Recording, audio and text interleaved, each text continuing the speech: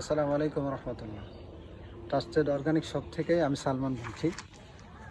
আমার সামনে যে গাছটি দেখতে পাচ্ছেন, এই গাছটি তুলসী গাছ। দীর্ঘদিন যাবৎ যারা সর্দি কাশিতে ভুগতেছেন, কোনো রকম ওষুধ খেয়ে কাজ হচ্ছে না, নিরাশ হয়ে গেছেন, ব্যর্থ মনে হচ্ছে নিজেকে, তাদের জন্য আজকের এই ভিডিও।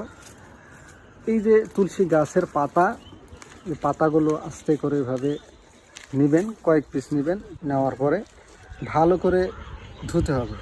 এটা আসলে ব্যবহার বিধি। আগে ভালো করে ধুয়ে এরপরে ব্লেন্ড বা অথবা পাটায় পিষে বেটে এর রস মিশ্রণ করে, যাদের হয়তো তিতো লাগলে তারা মধু দিয়ে মিক্স করে খাইতে পারবেন, অথবা এমনিতেই খাইতে পারবেন।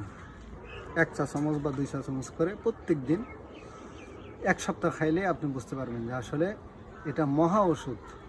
এই তুলসীর গাছের এই পাতার রস মহা ওষুধ হিসেবে আপনার শরীরে কাজ করবে। অ্যান্টিবায়োটিক যেরকম কাজ করে ওই রকম ঠিক তদ্রূপ একইভাবে কাজ করবে।